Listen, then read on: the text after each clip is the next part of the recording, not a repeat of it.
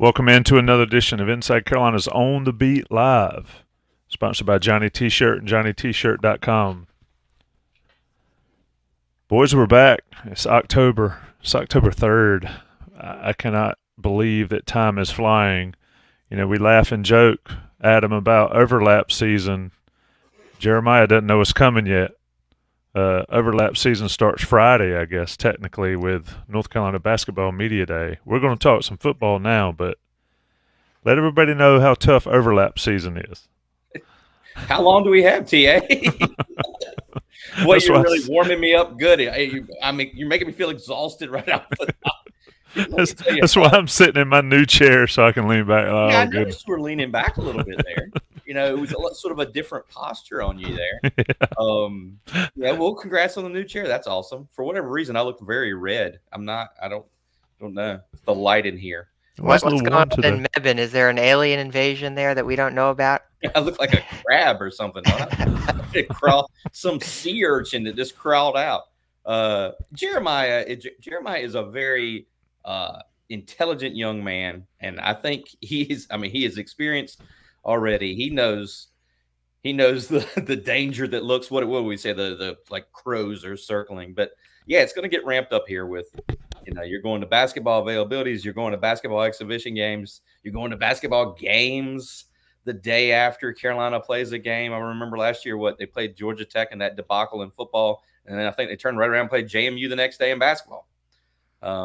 So yeah, this is what they pay us the big bucks for, though, right? My favorite thing is, and Jeremiah, I want to get you in here on it. My favorite thing is we were in the Bahamas covering the basketball team in 2019, and literally was on a plane trying to get back to the States when North Carolina State and North Carolina were playing, when Carter and Williams went nuts, and people were yelling at me, wondering why we weren't covering the football game. I was like, I'm literally on a plane. Don't tell me what happened yet, because I'm not watching it. Anyway, a freshman named Sam Howell shushed the Carter Stadium crowd that night. And to be honest with you, there wasn't many fans left by that point. I think they won like 41-10. So I think that's right. I remember him scoring. I remember asking him about it after the game. I'm like, you gave a little shush, but you know, there weren't many left at that point. It was a late TD. Jeremiah, are you ready to roll? Are you ready for this? How was it last year for you? Absolutely. Yeah, last year it was interesting, man. It was, around this time, because actually football had their bye was actually a little bit later than what UNC's was. So football's bye was like a little bit closer to the women's basketball season. So, it looked a little bit different last year, I guess, just with my different responsibilities, but definitely got a taste of, we were calling it crossover season. So here, I guess we call it overlap season. So we've been calling it, but I'm used to calling it crossover, but, same deal, same craziness. Have the live action to cover next week. Got some basketball coming up this week too. So I'm ready to go. I mean, this is what this is when me and Adam start to earn our money, man. Well, everybody that I see, I'll be fair. But let's do it. It's funny you mentioned that state, man. I guess we have the same situation pretty much, right? With Bahamas, and then having to go back and figure out what's going on down at at that state game, man. So, but yeah, I'm ready to go, man. It's on from here. I think this year it's on Saturday. That year it was on that Friday. It's actually the only time I've ever bet on a college sporting event, really any sporting event, is we're down in the Bahamas in the sports book, and I think Carolina was given 9 or 10 points. And a former Inside Carolina beat writer talked me into putting some – well, he didn't talk me into it, but he suggested I get in on some action. And I got a check from the Bahamas several weeks later, so that was an interesting time. Maybe should do that again this year. North Carolina starts a 3-game homestand here on Saturday. Adam, I entitled this podcast Critical Homestand. I think it is. I think we talked about the first 4. We've talked about the schedule. We've heard what Mac has said. But going into this homestand 4-0 with the potential to be out of this homestand 7-0, this is where the rubber meets the road for Mac 2.0 right here in this stretch, starting with Syracuse. Well, I think it's interesting, TA, that the way you chopped it up there in terms of saying you could be 7-0 coming out. I mean, in some ways, well, not in some ways, it's also 5 of the next 6 at home. So you could be, I mean, I'm not trying to get too far ahead of ourselves here, but you add on Campbell, there's at Georgia Tech, then Campbell and Duke, like that's the home stretch. Those are your home games this season. Like, you'll by the first weekend in November, that's it for the home games for the Tar Heels. So, yeah, I mean, I think what we joke around that they're all big games, but yeah, I mean, obviously, I think if UNC can beat Syracuse, which I think Syracuse is a pretty decent team here. I think you're going to have pretty huge matchup against Miami next week in Chapel Hill. Miami, I believe, plays Georgia Tech this weekend. So you could have 2 5, and I'm not trying to get ahead of ourselves here. You have 2 5-0 teams, UNC and Miami, in Keenan on a Saturday afternoon in October. I mean, the vibes could be quite magnificent, I think. But yeah, absolutely. You have 3 straight home games, so you could come out 7-0, and then, like I said, 5 of the next 6. So this is the home stretch for the home games here. Yes, I'm not a fan of how I don't like 3 straight games at home, but it is what it is. And to your point, you got Duke and Georgia Tech, Duke and Campbell after Georgia Tech. Jeremiah, Buck Sanders in his column this week wrote, basically, is this a trap game for North Carolina? You guys had the players earlier today. We talked to Mac, Gene Chizik, and Chip Lindsey on Monday. It sounds to me like going into the bye and then coming out of the bye this week has been pretty focused football team, which might be a little different than we've seen the last couple. Yeah, man. Well, first of all, shout out to Buck with his columns, man. That's obviously, we love that. That's a staple, man. Honestly, to me, and this is just my personal opinion, I don't know that Syracuse fits the criteria for a trap game because they're 4-1. They've kind of shown some of the things they can do, and I guess we'll talk about how Syracuse kind of fares against UNC a little bit later. But I think they're a solid team. I think everybody would pretty much agree they're solid. I think mostly what happened against Clemson was a lot of the points they gave up were because of turnovers. So it wasn't as much of Clemson just driving on them. I mean, they had 3 turnovers that led to 3 touchdowns.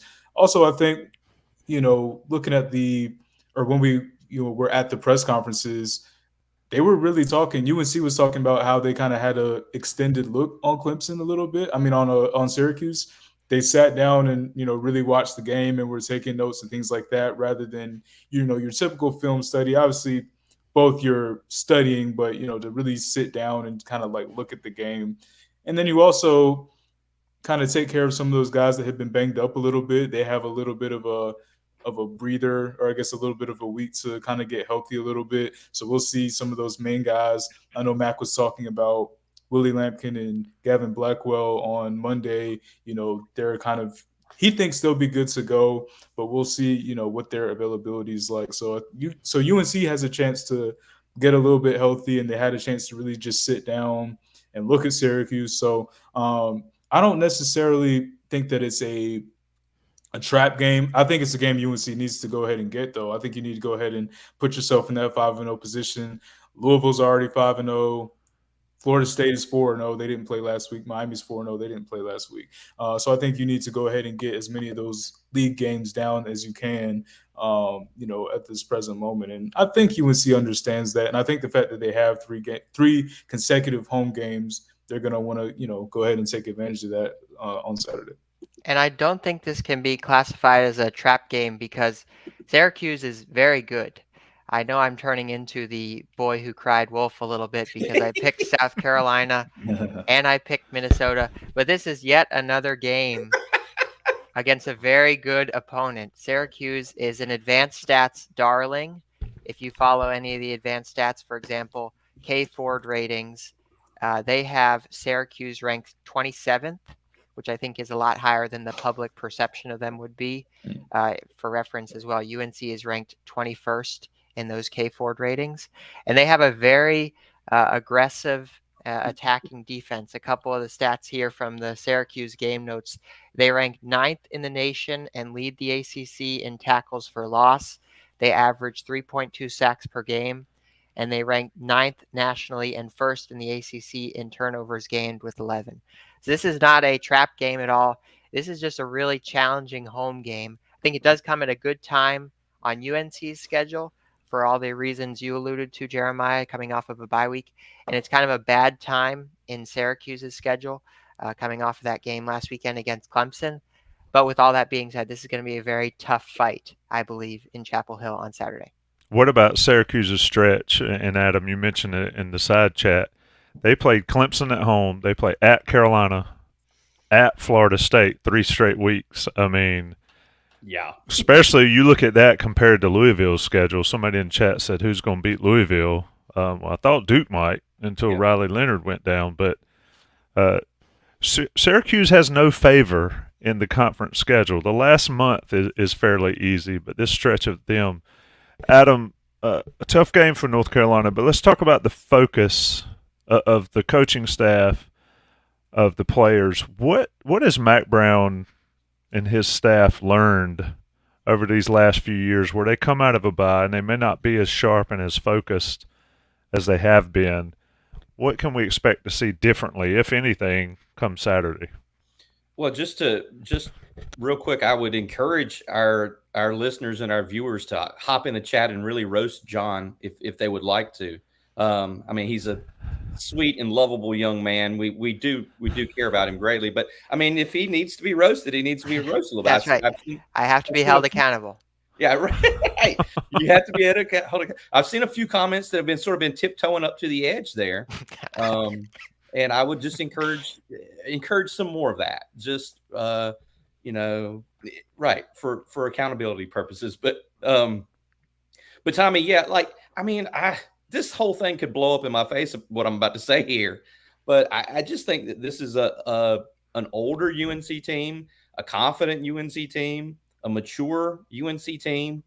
I understand they haven't looked like potential national champions in every one of these games they've played, but I mean, they're 4-0, and I think they're focused. I mean, I just get the sense that, I mean, we've heard from the coaches and the players that last week's 3 practices on the bye week, when you don't have an opponent to prepare for, were good. They were high energy, and nobody was lollygagging. I think, I thought that was an important thing to listen for. Talking to Cedric Gray today, I just think that the leaders of this team are locked in and focused on, taking this thing better than it was last year. I mean, the end of last year has been a major motivational point, irritant maybe for a lot of these guys. I mean, it's just interesting when you're having a conversation with these guys. Drake today, I just typed it in for some reason, said, yeah, we laid an egg against Georgia Tech last year. I don't think anybody was asking him anything to do with Georgia Tech or whatever. We may have, but he just says, yep, we laid an egg at the end of the season. So, I think that their focus is where it needs to be. I mean, when you were mentioning other bye weeks, I mean, last year they came out of the bye week and played Notre Dame at home. They had those early 3 games bye week, and you think this team's going to be rested and ready to really rock and roll here, and Notre Dame sort of shoved it down their throats. But, I think they'll be ready to go. And Jeremiah alluded to it. We thought it was interesting that Mac had them take notes on the Syracuse-Clemson game. I mean, these guys can go into the Keenan Football Center and watch literally any college football game they want to. It's all there. And they can just watch the good parts too. They don't have to watch the commercial. They have everything cut up exactly what they need to see. But they actually turn the TVs on and watch the Cuse and Clemson, and took some notes like it was a class. So I think that's another good thing that's happening here. Let me throw this up, John. I know you got your stats ready, but and the overlay messes up our stuff. But producer John's currently losing to a flipped coin in his game predictions. I guess technically I'd be tied, right? 2-2. So. Well, it depends. If you flip a coin 4 times, is it guaranteed to be 2-2? Bring your stats because I think they're relevant. Yeah, let's go over real quick the history of UNC in the MAC 2.0 era after bye week. So In the 2019 season, they had 2 open dates. October 12th, the week following, that was the 6 overtime loss to Virginia Tech in Blacksburg. The second open date, that was the overtime loss to Pitt. In 2020, they had 2 open dates. Again, that was a little bit of a weird season, the COVID season. So technically, they had 2 weeks off when the 49ers canceled the game, and then they had off. They beat Boston College, and then there were 3 straight bye weeks, and then they played Notre Dame. So in 2020, they had a bye week. They lost to Notre Dame. The same thing happened the past 2 seasons in 2021 and 2022. They also got a win after an open date last season against Pitt. So I think maybe the narrative there is a little bit overstated about Mac Brown's team's failure after bye weeks. I mean, playing Notre Dame, that's always going to be a quality opponent no matter when you play them. So I think that, there's not a whole lot of signal there, but it is interesting to look at some of the results after bye weeks in the Mac 2.0 era. You bring facts to a bunch of commentary is certainly relevant. Jeremiah, let me ask you something that's in the chat a lot already, and I need to figure out how to not mess up the chat, but one of the big news items, I was asked about Monday's press conference. I was like, there's really not a lot of news except for the Pettaway deal. You guys had it covered.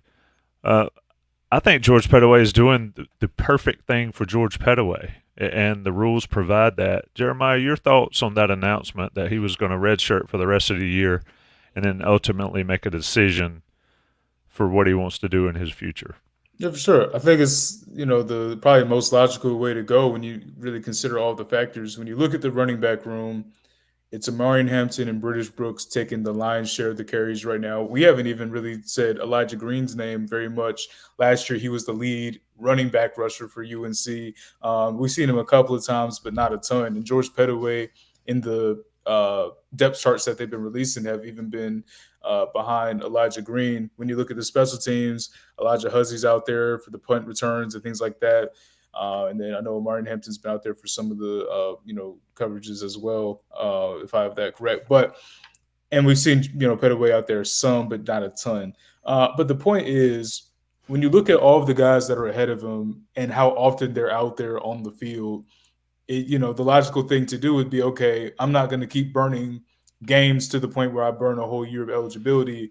Let me go ahead and redshirt. And what that does, you are allowed by NCAA rules. I think last year was the first year of this. I don't think 21. I think 22 was the first year of this where you can play in that bowl game as a 5th game if you so choose, and it doesn't count against your red shirt. So he would still be able to, like if UNC was short of running backs when they got to a bowl game, he would be able to play and kind of get that experience and bring that, kind of momentum into next year if that were so to happen. I know one thing Matt kind of brought up was, obviously, God forbid, but if somebody, ends up getting hurt or something happens and they just need to throw them in there, that's obviously always on the table. But another thing that's interesting about the Pettaway thing is, we understood, starting in training camp that they were working him out at the slot, and they actually put him in the slot on the depth chart some of those weeks. So I don't know, was the writing on the wall there, just to, get him some more, see different places that they can kind of play him and things like that. Was that kind of an early sign?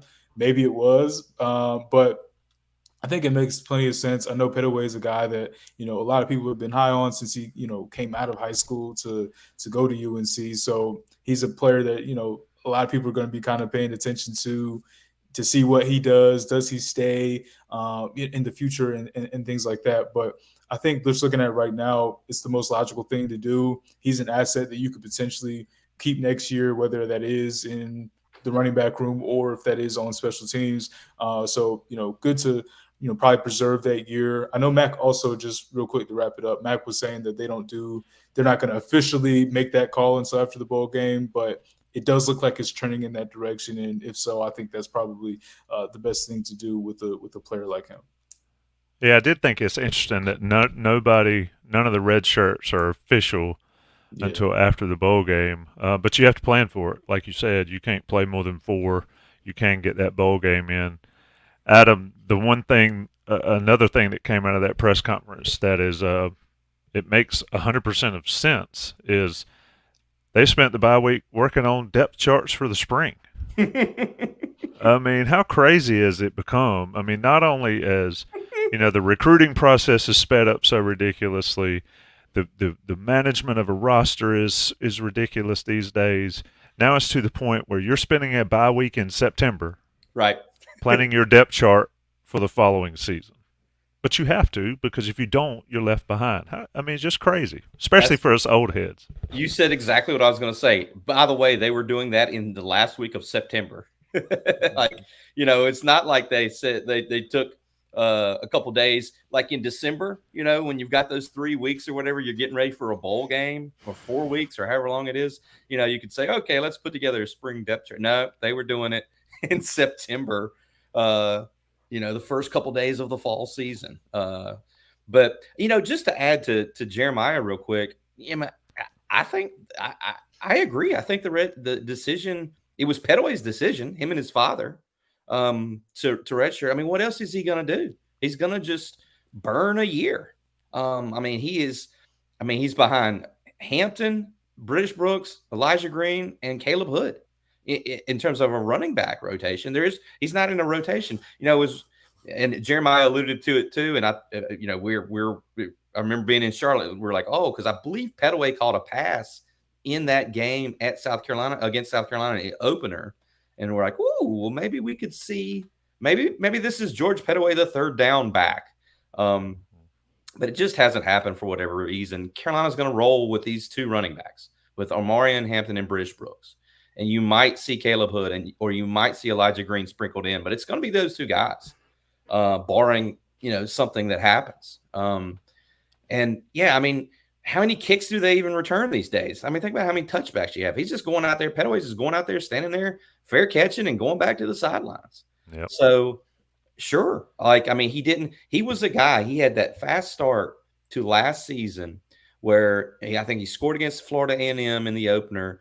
I know he scored at App, and you're kind of thinking like, okay, but then it was like, well, dang, should they have tried to redshirt Petaway, because he just completely fell off the map in terms of usage. They didn't use him, and production. He wasn't producing because he wasn't out there. I think it's the right call. I mean, you look at who plays well in college football. It's the older guys, but yeah, the spring depth chart. It sounds like Mac had a lot of homework assignments for people last week. Exactly. Hey, Mac, he didn't have his feet up. He wasn't coasting into the bye. He's like giving people stuff to do. I think that's fascinating. I did make the joke to Mac as he was walking off after talking to him. It was number 10, the QB1 for the spring.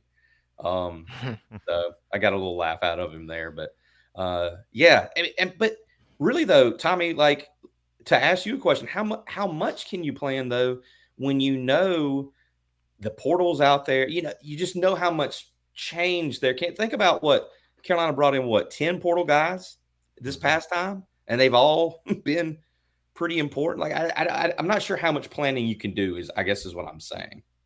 Yeah, I mean, you can plan, but then unexpected things happen. But then you have that portal to go dip into if you need to, and you can even do that late. The thing that I think will make it a lot simpler, and Mac mentioned Patrick Sudis, and that guy, we talk a lot about herding cats, in certain, just what people are doing. He has got to literally plan for the unknown and the unpredictable. Because you can ask a teenager in September, what's your plans for next year if you don't play at all this year? You leaving or whatever, and you never know. So just a crazy, hectic job. But, Adam, I don't know how you do it. I really don't know how you do it. Just like when Mac was talking about Petaway, is if somebody gets hurt and Petaway has to play, then Petaway says he's going to stay around and he'll play and he'll do that. I mean, if somebody twists an ankle and they're out of game, do you have to use him? I mean, I'm looking at the stats here, and this is something to me. Elijah Green's got 1 carry on the season. Caleb Hood's got 6. Okay. Those guys have to be 3rd and 4th on the depth chart, right? They absolutely are. Petaway was on the slot chart, or the slot depth chart. Well, you've got Nate McCullum, you've got Kobe Paysor there. So, what is the likelihood, even if with injuries, is he used? How do you manage that? I don't know. It's just the COVID year too. They're finally getting out of the COVID year, which is something I think is ridiculous. If I came into Carolina, in 19 or 20, then I have an extra year than somebody that came in 22. How do you manage all that? Just nuts. And then you end up with 25, 26-year-old guys on rosters. So it's just beyond ridiculous, and hopefully whatever planning they do now will stick, because it could be completely different in the spring. So I ramble on to say who knows, but to your point, Mac did put a lot of homework on them, whether it was that or watching the Clemson-Syracuse game with a notepad, jotting down what you're supposed to be doing. Let's sort of flip it a little bit before we take a break. We talked about Syracuse. I want to talk about Syracuse directly here, Jeremiah. I'm looking at Syracuse's roster, or excuse me, Syracuse. What's the Syracuse's stats? What's the longest run from scrimmage for Garrett Shrader? 40 yards, 39 yards. Okay. This is a guy that causes a lot of problems for North Carolina in the past. How has North Carolina's approach changed? And is the play of Cedric Gray and Power Echols just giant on Saturday for this game?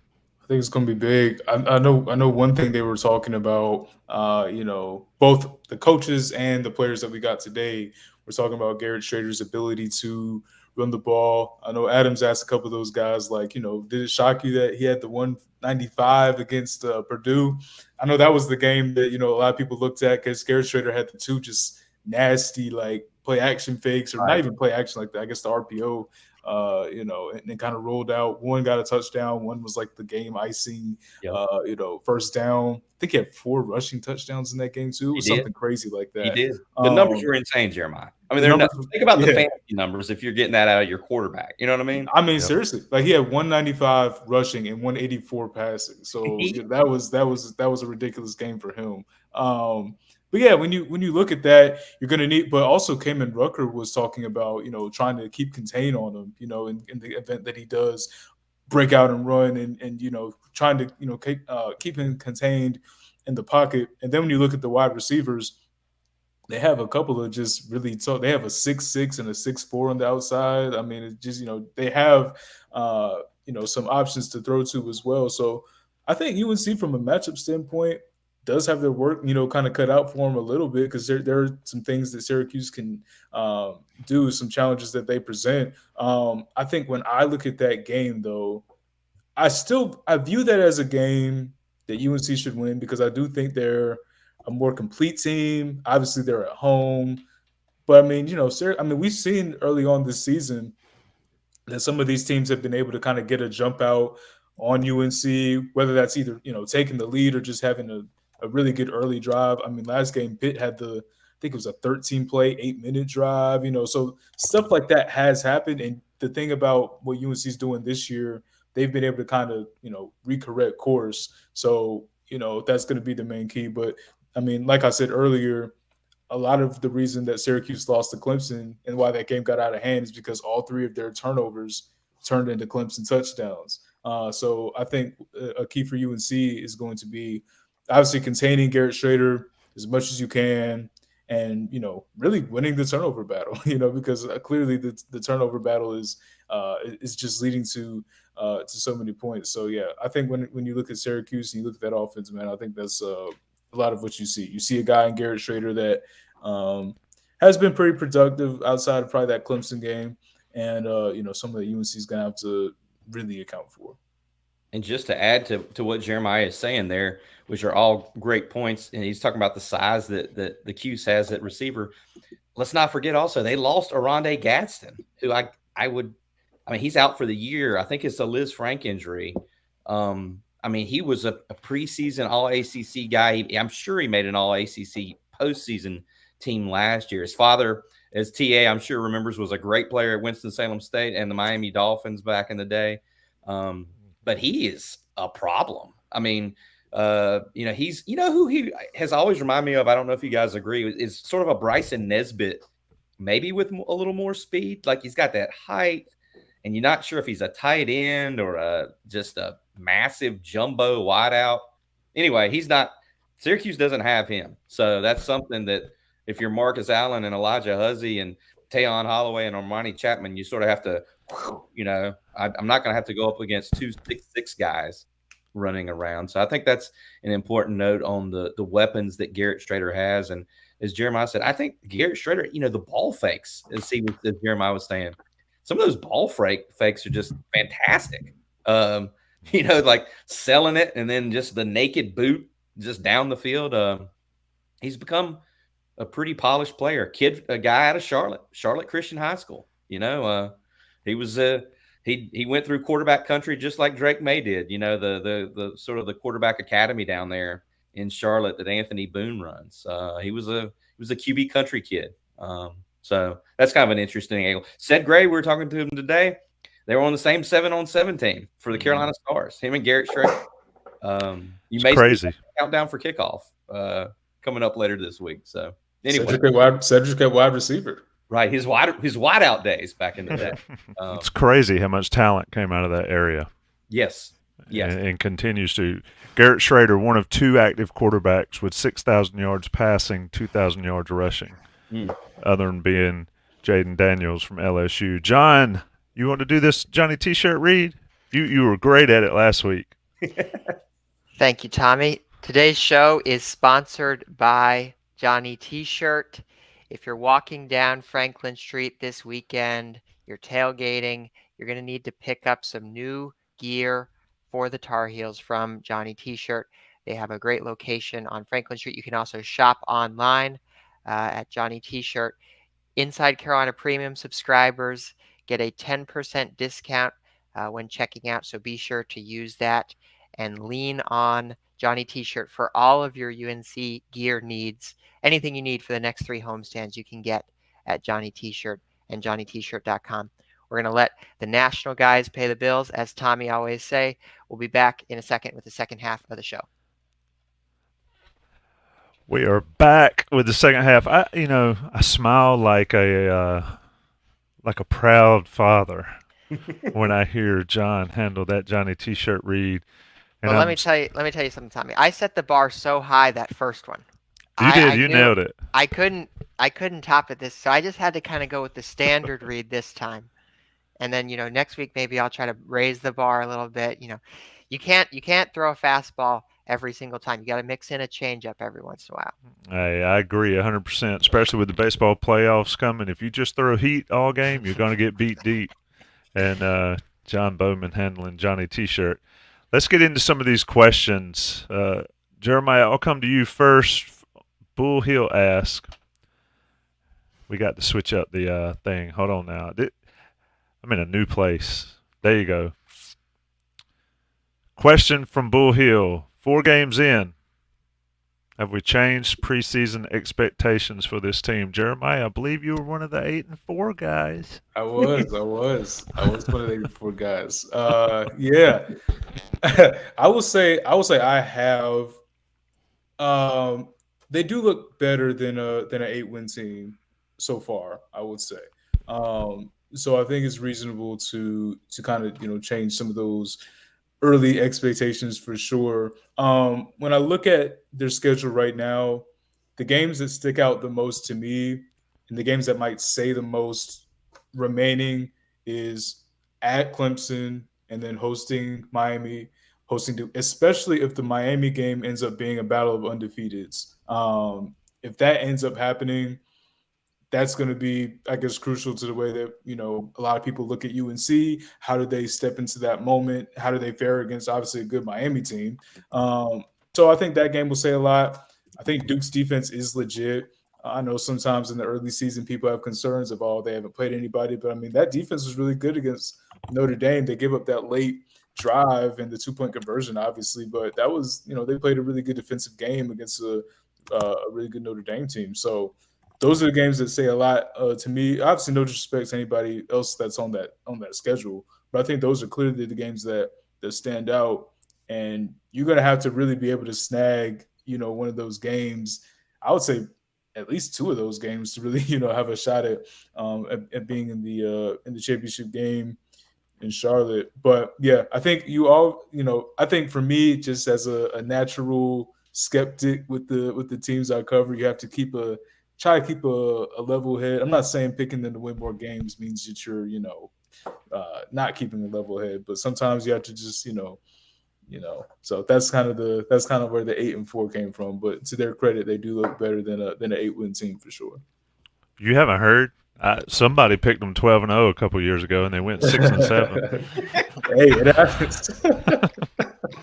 It happens. I'm not doing it again, and I don't know that guy before. That was a previous life. Adam, I got a question for you on here. Let me find a good one. This is good on you for admitting that, Tommy. You didn't have to bring that up. I admit nothing. Yeah, we're trying to get the. Here you go. This is a good one for you, Adam, and it's probably more of a fan question, but from a person that's covering it, has intimate knowledge of the program and all. Do you fully trust this team to take advantage of the opportunity they have, and why? From talking to the players, they seem fully invested in understanding the opportunity that they do have at this point in the season. Still a long season, but they seem to get it and understand the gravity of it moving forward. I think that's well said on gravity. I think our guy Jimbo Whitfield here, if that is your real name, Jimbo, I think that's a well-phrased question. Good job, Jimbo, as opposed to some of these yahoos firing stuff off. Now I'm just playing. I think I'm not trying to dodge the question. I think it's what is the opportunity that we're talking about? Are we talking about ACC championship game? Are we talking about college football playoff mix? Like what? Yeah, I mean, how are we qualifying it? But yes, I do think I think I do trust them, but I don't know how far we're taking this in terms of what the opportunity is. I think it's gonna be a super interesting race to get to Charlotte. And shout out to Jeremiah. Ever since he said that a couple weeks ago, that has been in my head. Yeah, I'm writing stories with it in the lead. I just think it's an interesting way to think about, an accurate way to think about the jockeying that is going to go on between these teams, some of which don't play each other, as we know. I had, not to toot my own horn here, I had them 10-2. I did have the losses that I had were Duke at home and then at Clemson. I certainly think this UNC team can win both of those games. I think it's incredibly hard to win at Clemson, even though FSU was able to pull a rabbit out of its hat in a game that I thought Clemson sort of had control of a couple of weeks ago until the blitz for the sack and the scoop and score. But to answer what Jimbo said, I think I do trust them. Now, you talk to me in a week or two, I could be dead wrong. But I'm not sure what we're talking about in terms of what the opportunity is. I think the opportunity is definitely there to have a 9 or 10 win season, maybe more, judging by who's left here.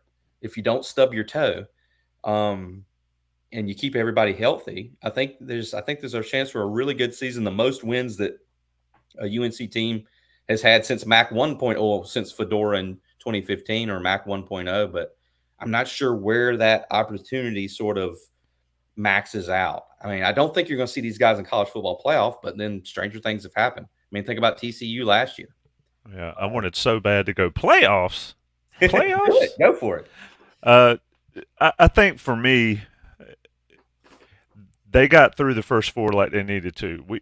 Greg Barnes and I talked a lot about, we'll know exactly what this team is after Pitt and after Minnesota. Well, we know they're a 4-0 team. I think the next 3 games, specifically the next 2 games, because Virginia's just not good. And bless them, they've been through hell. And I really wanted to see them win in Raleigh just for that purpose, or not in Raleigh, against NC State, against West Raleigh, to get that game done. But Syracuse and Miami are games that North Carolina should win at home. These 2 games will tell me if I trust them enough that they understand the gravity of the moment, to come out and play well and play tough and play big in those time games. Syracuse game is huge. Everybody's saying it's one game at a time. Absolutely. And that's the thing for this North Carolina team is do they come out fully focused on Syracuse and handle Syracuse before peeking ahead? Because it's natural to peek ahead and look down the schedule. I mean, the only way you don't look ahead is if you don't know who you're playing the following week, and because everybody does it. So that's my point on that. Let's get another one. Jeremiah, this is relevant. Michael Daniels asks, how will the defense cover the big receivers and the tight end? Saw the impact Q&A on Stick Lane, who has stepped in against Pittsburgh, made 6 tackles or so, but Stick's a small fella. He's not tall. And He's a short little stick. He's tough. He's one you don't want, Grandpop to go out and find that stick when you get in trouble. But he's a shorter guy. Marcus Allen, obviously, Tayon Holloway have some size. Huzzy's not the tallest, but he's physical. So how does North Carolina handle Syracuse's size in the receiver positions? Yeah, well, Michael, that's a good question. I'm certainly not a, defensive guru, when it comes to, the game planning and things like that. But I think Tommy does make the good point. Marcus Allen and Tayon Holloway, those guys are pretty physical, tall. I think they give Marcus 6'1", 6'2". I think Tayon gets 6'1", if I have that correct. So, they have, the ability to kind of contend. You don't necessarily see a ton of 6'4", 6'6" corners anyway. So, I mean, it is what it is, I guess, when it comes to that. I do think this is probably a game where you do probably look to, maybe to a linebacker out in coverage a little bit, just to kind of account for the, the tight end out there. But, I think, again, it's a situation where you look at that matchup and you say, I mean, they have their work cut out for them. I mean, your height, that doesn't automatically mean that you're, going to be able to catch balls and you're going to be able to run routes by guys and things like that. But, I mean, it does give you an advantage in those 50-50 situations. So I think one thing to, kind of take into account, when you get in those 50-50, you just have to be – your positioning has to be good. Like your positioning up in the air, just has to be on there. I think Tayon Holloway's probably improved a lot in those situations. I know – a lot of the time we talked about that week 1 game against Xavier Leggett against South Carolina, and he was actually in position, for those 50-50 balls, and Leggett was just, he was there. But I think as time's kind of progressed, I think they've liked a little bit more just kind of what they've seen from him. I know they've put Armani Chapman in there at times, and things like that. But I think this is a game where you're going to have to really look. Also, Marcus Allen so far this year hasn't, been taken advantage of as a corner. Like, he's really been kind of doing his job out there. So I don't know that there's too much cause for concern on his side of the field. So that's what I would say. Maybe not the perfect answer, but I think when I look at it, that's just the way that I, kind of break down the situation. And how about this real quick, just to add on to what Jeremiah is saying, Tayon Holloway, disqualified for targeting at Pitt, as right. We remember. And we were saying today, I think it was Jeremiah, like if you're going to get targeting, the best time to do it is 8 seconds left in the first half when you only have to miss the second half of the next game. If he does that 8 seconds into the second half, he's out for the first half of this game. He's got, obviously the bye week comes, but he's out for the first half of this game per the punishment of the targeting penalty. So that was kind of I don't know if you can ever say that's like a fortuitous thing, but yeah, I mean, if you're going to have to get one of those things and lose a guy, I guess like the very last play of the first half is the time to do it. I wish I could say I knew what he got ejected for, but to this day, I have not seen a replay of that play at all to know exactly what happened. Oh, did they not show one? No, they had ACC Network had technical difficulties. You're kidding me. So there was nothing. They barely showed the play, and then they never showed a replay that saw anything. It was like that for a few minutes. Stadium. I don't know. I mean, it was a thing where it wasn't Jerkovic sliding. They were both kind of sliding into each other. Is that right? Yeah. Don't know. Yeah, that's about what happened. I did see a Notre Dame guy get targeting on a hip. Yes. Which is probably the dumbest thing I've ever seen. But I mean, if the guy wants to hurt himself drilling somebody in the hip and leg with his head down, but Right. targeting and getting ejected. Anyway, go ahead, John. I'm sorry. I'm dominating the conversation. I need to pass it to the young bucks. Not at all. I would throw out Will Hardy as well. We haven't seen too much of him this season. He's only played 42 snaps, but he's another big body that UNC has in the defensive backfield rotation. He might get some of the assignments, especially against a tight end. This question is for Tommy from Jonathan Tornberg. JT, is this defense better prepared to stop a running quarterback than we've been in the past few years? What do you think, Tommy? Is this defense able to stop a running QB like Shrader? I mean, you think so because of what you've seen thus far? But Jerkovic made him look bad early and ran some plays. I did find it interesting to one of the questions. I think it was actually Grace's question from DTH to Chiswick about rush lanes and how do you commit to staying in your rush lanes. He said there's 6 rush lanes on every play. With 4 guys. So you got to be creative there. I think that is a key against a guy like Shrader. It's a key against any running quarterback is don't run past him. You contain him, but you don't run past him. How many times did we see and have we seen over the years across the board is a quarterback step up into the pocket and then he's got daylight in front of him. I mean, look at the play Sam Hartman made against Duke. They rush him, flush him out of the pocket, and then everybody else just loses their mind, and he basically waltzes for the game-winning first down. After stopping, I thought he was going to throw for him. I could not believe he was able to stop, essentially, at the line and then start back and get 16 yards on 4th down. I mean, he's not Michael Vick. God bless Sam Hartman. And nobody was near him. Yeah, when he stopped, I was like, oh, damn. Anyway, sorry to interrupt you. No, it's a great point. That is the key against a running quarterback is not only is it rushing and staying in your lanes, it's the guys on the back end not losing sight of where they are on the football field. Running quarterbacks love man coverage in the back end. Just send your receivers out. Everybody turns their back, running with your receivers, and then you run in behind them. How Carolina deals with that, do you rush 4 and drop 7? Somebody mentioned the spy in the chat. A spy takes a guy out of doing something else, though.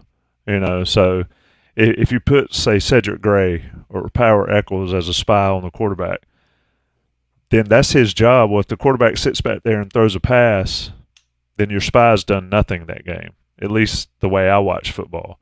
Now, if he steps up and makes a play, but then if your spy gets caught up in the wash, there's nobody there responsible for the quarterback. So there's a lot of things going on, but I think discipline up front and also discipline on the back end to not lose sight of what's happening is key for North Carolina, and I think they've been better at that.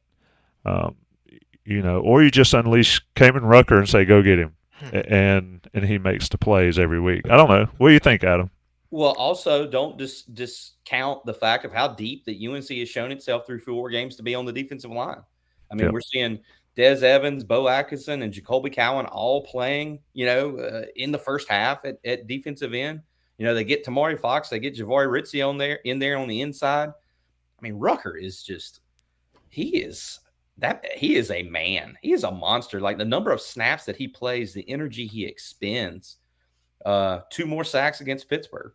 But I think that the depth, if you're UNC of the defensive line, could help out there. I think it's going to be a long day of running for Ced Gray and Power Eccles. I mean, fortunately for Carolina, Ced Gray is a super athletic guy at linebacker. I think that's going to be the game within the game because you could have good coverage and you could get after Shrader and he could escape and keep drives moving and stuff. And you know how much of a killer UNC defense has been a lot better on 3rd downs this year. You know how much of a killer that can be. I feel like some of those Jay Bateman defenses got in a lot of 3rd downs and could not get off the field sometimes. Yeah, and one more point, and this is, you mentioned Rucker, and I think he's huge in a game like this. He's going to be big for every time North Carolina lines up and plays.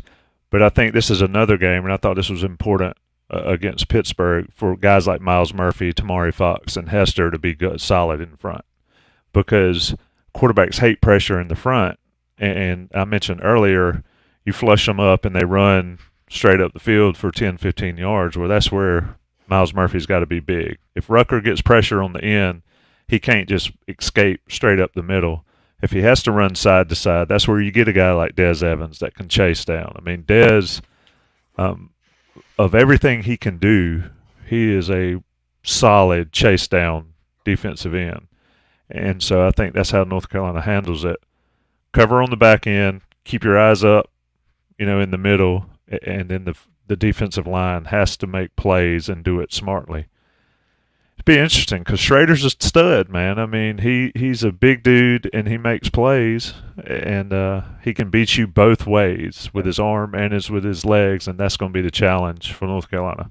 Any other questions you see on there, John, before we get to this wrap-up section and final thoughts from Jeremiah and Adam? Yeah, I'll pull up one last question here. This is speaking to the ACC. We've been talking a lot about the conference championship race. It's good to call out. This is the first year without the Atlantic and Coastal Division, so UNC is competing against Louisville.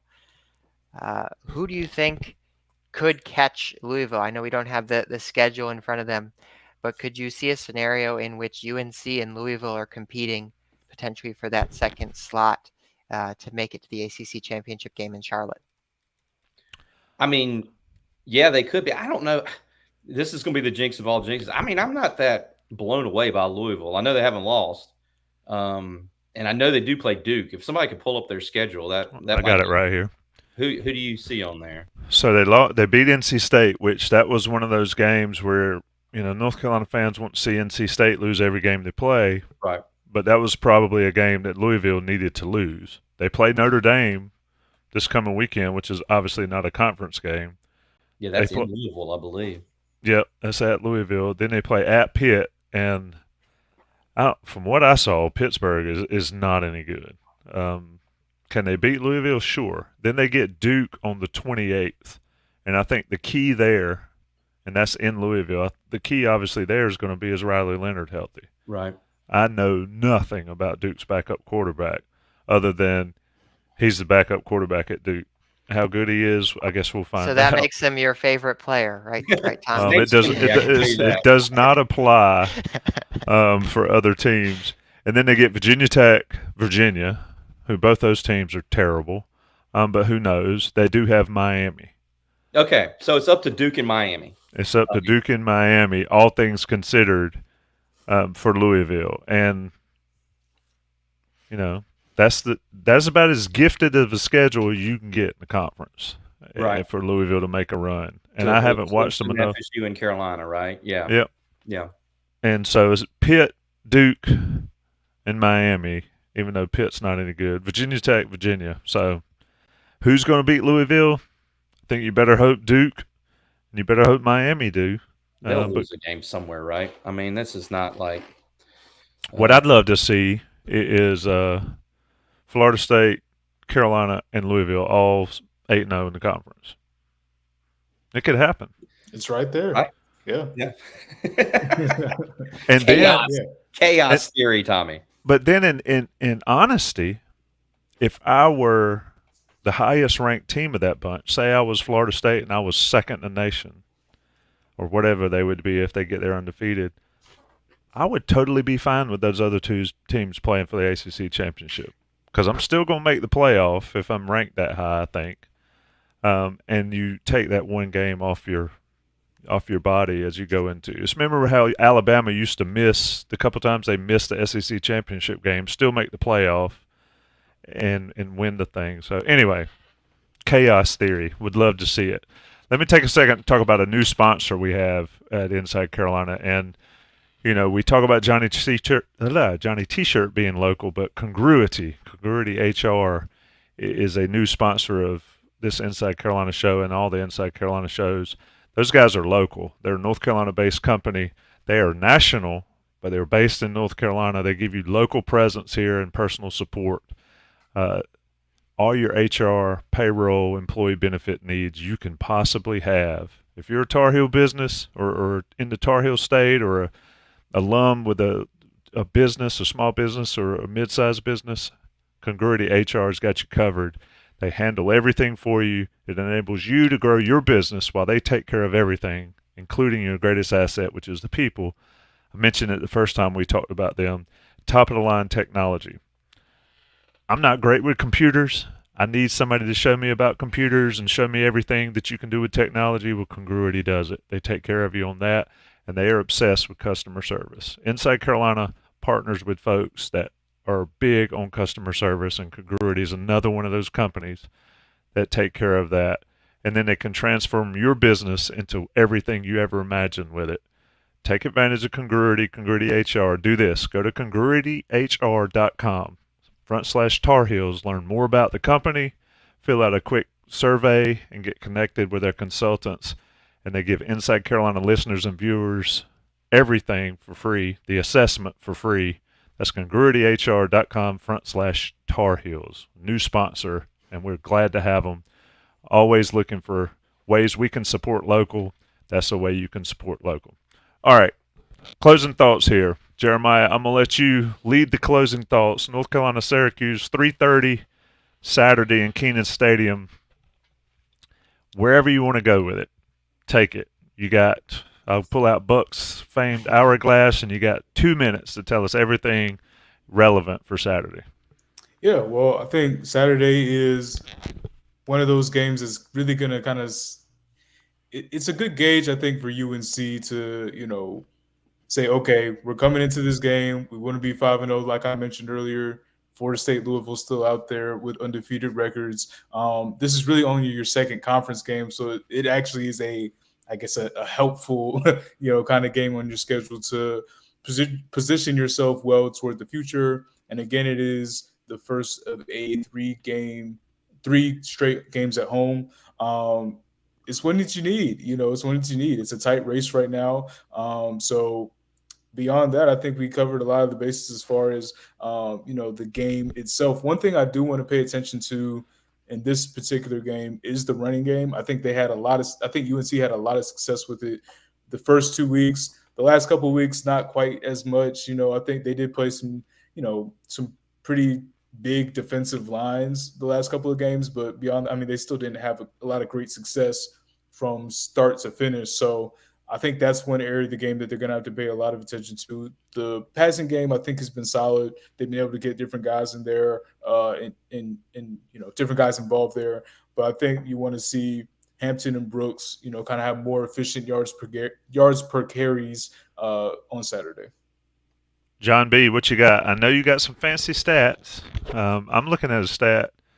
Obviously, Syracuse's schedule is not great, but they're only giving up 15 points or 14.8 points per game. That's an interesting number for me, but give us something good before I flip it to Adam. I love it. First of all, I want to say On the Beat Live is for the diehard UNC football fans, especially if you're still listening now. So I want to give an observation for only the diehard fans. So and the ladies, too. Don't leave out the ladies. Of course. Yeah. Of course, all fans. But I want to shout out Elijah Huzzy as a punt returner. And I'm not talking about his punt return skills. Obviously, he returned one for a touchdown against Pitt. But keep an eye out. Elijah Huzzy has a great secret skill where he goes to the opposite side of the field. He kind of goes, waves for a fair catch maybe, and the ball bounces to the other side of the field and rolls into the end zone. And that makes a difference in these close games. It's a difference between maybe being pinned back on the 10 where you're catching it, with your feet on the 10-yard line versus the ball bouncing and rolling into the end zone. That's just the little thing I've observed about Huzzy, the punt returner. Mac Brown has talked a lot about his football IQ. He's a football player. That's the type of play you don't even always see on Sundays. It's an advanced football play. I respect it. I want to give a shout out to Huzzy for what he does as a punt returner, even when he's not catching the ball. Look at there. Adam, this guy. He's great. He is. He's going to do well. And, just coming of age every week. Future endeavors. Adam, what you got to close us out? Well, I was trying to look it up, and I think I have found what I was digging for here. Is we've obviously shown Garrett Shrader a lot of love, and I think deservedly so. I think he's somebody you're concerned about from a UNC standpoint going into Saturday. But the Orange defense under Rocky Long who was getting a lot of love on the Clemson Syracuse broadcast. They had 13 tackles for losses against Clemson. That's a lot. And their sack and pressure numbers are good. Number 1 in the ACC in turnovers gained this season, the Syracuse defense. I think that's 9th nationally. 3.2 sacks a game. Now, you have to qualify that. They played Colgate, God bless Colgate, and Western Michigan to start the season. Blew the doors off of those two teams. And I don't think Purdue or Army are world beaters either. But they've got good numbers. They got good pressure numbers. I think that's something to keep an eye on. I will agree with, I think the first score I saw was our guy Garrett Chapman, and I was thinking that's about what I was thinking too. I've got it. UNC. There you go. I've got UNC 37, Syracuse 20, which would be sort of a blowout. I think UNC is an 8-point favorite, 8.5-point favorite. That's what I'm thinking. So I agree with some of the score predictions here in the chat. Yeah, I think I think it'll be interesting to see if the UNC running game can get going. But I think Carolina handles this one and wins it going away. Yeah, I think it's a key game. Like I said off the top, I think this game shows me how much talk we've heard, the truth behind the talk over the last 2 weeks about the focus and all that. It's tough to be off. It's tough to get away from the game for even a couple weeks when you're in the middle of the season and come back on fire. I want to see how North Carolina reacts to that. I think Syracuse is a good team. I think the game could start similarly to how the Pittsburgh game started, with Syracuse getting some success early. But Shrader's just a lot better quarterback than Jerkovic, and so we'll see how that shakes out. I'll make my prediction on Thursday on the game plan. A lot of these questions, I know a lot of folks in the chat are also the same folks that visit us. If you haven't watched the game plan on Thursday nights, join us. We'll talk more, bring some of those questions, some of those predictions. But as always, I got to give a shout out to Adam and Jeremiah, two of the hardest working people in the business. Inside Carolina, we say there is no off season. Well, like I mentioned, it is about to be overlap season. At crossover season, whatever you want to call it, it's going to be crazy at Inside Carolina. Stay tuned for all that news. Producer John, always a lifesaver here on this podcast and elsewhere, does a lot of work behind the scenes. I'm Tommy. I just sit up here and talk. Got me a comfortable chair. What else you got coming this week, Tommy? What else? What for programming? The game plan Thursday night. Of course, I see live in the Bowls lot 12:30. We've got a coast to coast, I believe, dropping on Wednesday. Everybody saw Shot and Vip basketball content coming. We may have a live reaction basketball show Friday afternoon. Yeah. So a lot going on. It's just crazy to think about how much content kicks off here at Inside Carolina, and who knows what other news there could be as the week progresses. You never know, folks. Stay tuned. Smash that like, that subscribe, and all that stuff. And join us here at Inside Carolina. Appreciate it, Adam. Appreciate it, Jeremiah. Appreciate it, John. Appreciate it, everybody, especially Johnny T-Shirt and Congruity, our sponsors for the show. Thanks, guys.